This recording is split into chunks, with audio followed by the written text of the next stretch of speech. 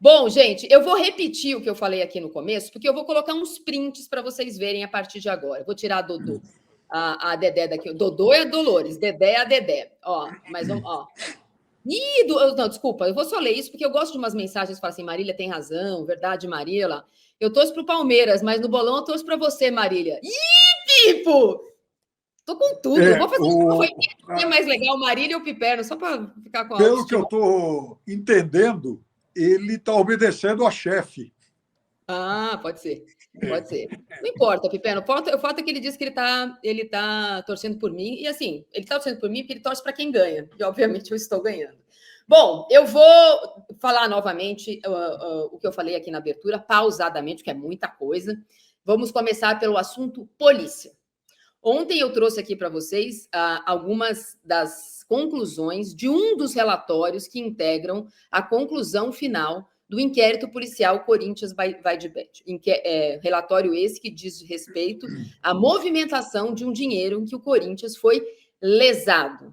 As palavras usadas no relatório, entre as palavras usadas no relatório para dizer sobre esse 1.400.000 que saíram das contas do Corinthians, inclui roubado, lesado, abocanhado, e tem outras palavras, mas no relatório da polícia está escrito que o Corinthians foi roubado, indubitavelmente lesado, e que o dinheiro do Corinthians foi abocanhado. A polícia tem indícios, né, para concluir o inquérito, de que não houve nenhuma intermediação do contrato. Conversados com as testemunhas, com os donos da antiga patrocinadora, com dirigentes do Corinthians, observando os documentos que foram trocados antes, depois, mudados, versões que foram dadas para a imprensa, não para a imprensa, para a polícia, não.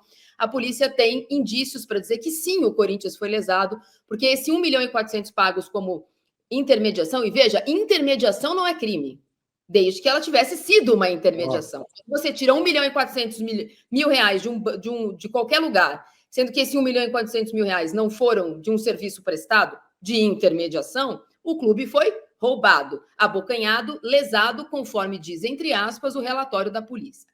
Mas tem mais, Piperno, porque até final de fevereiro, todas as pessoas que foram prestar depoimento ao delegado Tiago Fernando Correia estavam indo na condição de testemunha, inclusive a senhora Edna, que é a dona no papel da empresa Nelway, que recebe parte do dinheiro que a rede social, a empresa do Cassundé, ganhou. 1.400.000 que sumiu da conta dele, mas ele achou que era uma fraude, nem se deu conta. Não foi atrás de saber o que aconteceu, porque sumiu o dinheiro, ele não achou. 1.400.000 reais. Muito bem, todo mundo que tinha sido ouvido na condição de testemunha. Mas Sérgio Moura, Augusto Melo e Marcelo Mariano, personagens ligados ao Esporte Clube Corinthians Paulistas, foram ouvidos na condição de investigados. E eu trago aqui os crimes pelos quais eles estão sendo investigados: furto, associação criminosa e lavagem de dinheiro. Esses são os 3 crimes pelos quais eles podem ser e provavelmente serão indiciados, Pipero. Então, a gente falou sobre, primeiro, a questão ontem das comissões. Quando há intermediação de um contrato qualquer, enfim, contrato que seja, por exemplo, amanhã depois alguém resolve contratar a gente para fazer qualquer coisa. Olha, eu tenho aqui um interessado em vocês e tal. A pessoa traz lá a proposta e ele vai cobrar uma comissão, uma verba de intermediação. Você vai, por exemplo, vender o teu imóvel, você vai pagar uma comissão para o corretor que fez a venda. Isso é normal.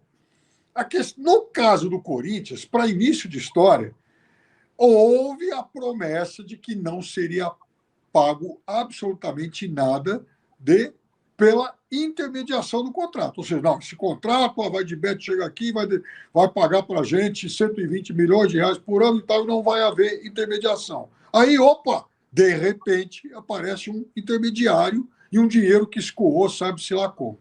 Mas aí, a primeira estranheza, para mim, eu já vi muita intermediação, muitos contratos já, inclusive presenciei, testemunhei transações e tal. E eu confesso para você que em contratos envolvendo verbas publicitárias, patrocínios e tal, né, eu nunca vi uma comissão de 1,2%. Essa é a comissão mais econômica da história do mercado publicitário. O Corinthians está de parabéns, conseguiu algo que, né, ninguém até hoje alcançou. Ou a pichincha. Então, é claro que esse é o primeiro sintoma de que algo muito estranho aconteceu. Aí já são duas estranhezas. Ora, antes não tinha nada e agora tem uma comissão muito pequena. Que história é essa?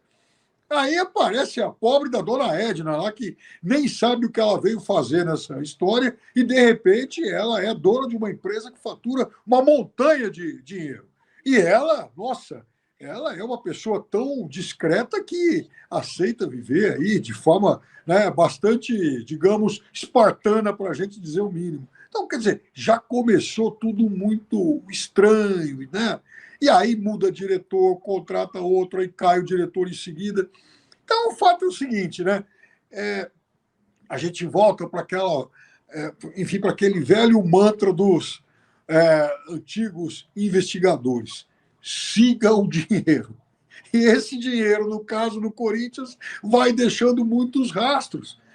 Sabe, está tudo errado, tudo confuso. Aliás, o contrato, logo, poucos meses depois, acabou sendo desfeito, aumentando ainda mais as dúvidas. Agora, para mim, o mais incrível é que, diante de tudo isso, todo mundo comentando, né, essas possíveis irregularidades, essas suspeitas, o presidente do Corinthians sob o fio da navalha e tal, ministros do STF ainda se dispõem a receber o presidente do Corinthians. Ele falou com 3 ministros do STF ontem. Quer dizer, em que mundo essa turma vive também? Que alinhamento é esse, né? Tem ministro que não pode nem falar que não sabia, né? Porque tem ministro que frequenta a Arena Corinthians bastante e sabia.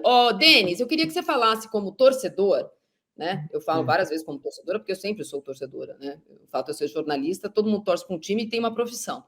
Mas como eu conheço os personagens, é um pouco diferente o impacto que ela tem em mim, essas notícias. Queria, como torcedor, à distância ainda, fora do Brasil, você recebe as notícias de uma administração que foi festejada e venceu a eleição com uma sensação de fato, agora o Corinthians vai ter uma gestão profissional. O Corinthians vai olhar para suas próprias contas, o Corinthians será responsável financeiramente. Eu não estou dizendo nem que seria perfeita, mas houve uma colisão de forças para mudar o jeito que o Corinthians estava sendo administrado, né? E aí nós estamos nessa situação agora.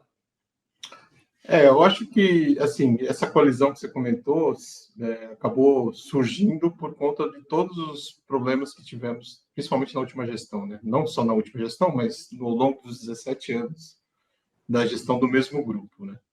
Mas que ficou mais evidente, eu acho, na gestão do Duílio, o time sem ganhar há muito tempo, a dívida crescendo, enfim. Só que é mais espantoso, né, que o discurso foi de tentar resolver a situação e quando você vê a dívida subiu 700 milhões, né? Era o que o Corinthians devia faz muito tempo atrás, né? Então, como o negócio ficou galopante, né? E é preocupante, porque isso, querendo ou não, afeta o clube, afeta o time, né? Afeta o futebol, porque você acaba não tendo credibilidade no mercado para fazer contratação, mesmo assim o Corinthians consegue contratar, não sei como, né? Enfim, tem uma habilidade incrível para isso, ou é a força da marca que é muito grande, enfim. Mas é preocupante e aqui de longe eu fico acompanhando você, Perno, os jornalistas aí que estão sempre cobrindo do lado sério, não só do lado do oba-oba, né? Vamos dizer assim, que cobre tudo que acontece. Tem bastante oba-oba, tem cuidado, senhores. Exato, exatamente. Para tentar, e assim, é difícil, né? A gente fica feliz, óbvio, com o resultado dos jogos, quando ganha, né? Ganha o Campeonato Paulista recente, que não quer dizer muita coisa, mas né, era alguma coisa que não ganhava há muito tempo. Mas fico preocupado com relação ao que isso vai impactar, né? Essa questão toda, se realmente for indiciado o presidente e tal, como é que isso vai impactar no time, né? Porque a gente tem um campeonato brasileiro, não acredito que seja para ganhar, mas para se manter ali, né? Tentar a vaga da Libertadores, que acho que tem time para isso, né? E para que isso não impacte o time. Assim, estando longe ainda fica mais triste, fica mais doloroso. no sentimento do torcedor de que essa coisa não tem jeito, parece que entra, qualquer um que entrar lá está sempre na mesma panelinha, e é difícil. Ô, Pipo, bom, eu falei da polícia, né? Seguem as investigações, está no finalzinho, estão sendo concluídos os relatórios para apresentar em coletiva de imprensa, e o Augusto Melo vai dar uma coletiva de imprensa hoje, às 13h30, para apresentar no Parque São Jorge novos diretores.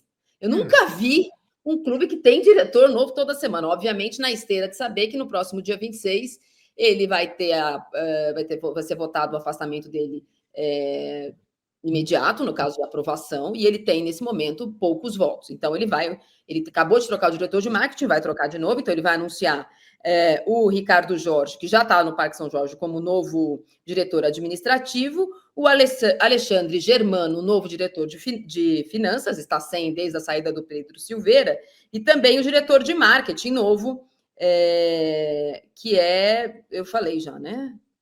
Alexandre Germano, o departamento financeiro. O Wanderson Salles, que é o departamento de marketing, cuja experiência dele é ter uma empresa. Ele tem uma empresa de papelão e tal, então segundo o Corinthians, todo mundo que tem uma empresa sabe, segundo o Edgar Soares, todo mundo que tem uma empresa sabe tudo de marketing. Então, o Wanderson, Salles, com todo respeito, é o novo diretor de marketing do Corinthians, sabe-se lá por quanto tempo. Mas por que eu estou falando isso? Primeiro que o Augusto não é muito dado a coletivas de imprensa. Então, não sei se na apresentação dos novos diretores ele vai apresentar e responder perguntas, ou se ele simplesmente vai apresentar e sair, como já aconteceu em outras vezes. Dessa vez, pelo menos, é uma coletiva de imprensa para credenciados, por meio de comunicação, nem todo mundo pode entrar no Parque São Jorge, e pode ser gravada, já é diferente da reunião do Cercadinho. Mas eu não sei se ele vai responder algumas perguntas. Ontem, o Corinthians mandou para a imprensa, e a imprensa oba-oba publicou que o Corinthians deu superávit nos 2 primeiros meses deste ano, com os balancetes publicados de janeiro e fevereiro, anunciados pelo contador contratado pelo Corinthians há algum tempo. Está lá, assinado, o Corinthians dando superávit em 2 meses de 11 milhões. Aí eu achei estranho, porque uma das reclamações do Core e dos conselheiros da Comissão de Fiscal do Corinthians é que no ano passado nunca esses balancetes previamente haviam sido passados. Uma das coisas pelas quais as contas foram reprovadas é que os conselheiros não tinham tido acesso à sequência dos balancetes mensais. E eu falei, nossa, agora voltaram a entregar, apesar de nós estarmos em maio, né? Publicaram janeiro e fevereiro. Quando será que foi a reunião para aprovação desse balanço? Porque tem que ter, segundo o estatuto. E a nota do Corinthians, enviada para mim agora de manhã pela assessoria de imprensa, quando eu perguntei, mas como é que foi publicado o balanço se não teve a reunião com os conselheiros, né, segundo diz o estatuto? Aí a assessora de imprensa da presidência do Corinthians mandou a seguinte nota para mim, que eu vou ler aqui. O Clube Corinthians Paulista informa que a apresentação do balancete bimestral seguiu rigorosamente o rito estatutário estabelecido. Inicialmente, o documento foi enviado por e-mail ao Conselho Fiscal, em seguida foi submetido ao Conselho de Orientação, e somente após essas etapas, publicados no site. Bom, o Conselho de Orientação recebeu o e-mail do balancete ontem junto com a imprensa. A imprensa, credenciada, jornalistas, receberam junto, então não foi submetido. Então, foi publicado sem essa reunião. O balancete pode estar corretíssimo. Aqui não é uma crítica, porque eu não sou contador, até já estou estudando, mas eu não sou contador, pode dizer que está certo ou está errado. Mas os conselheiros do CORE não viram isso, não foram submetidos e não aprovaram.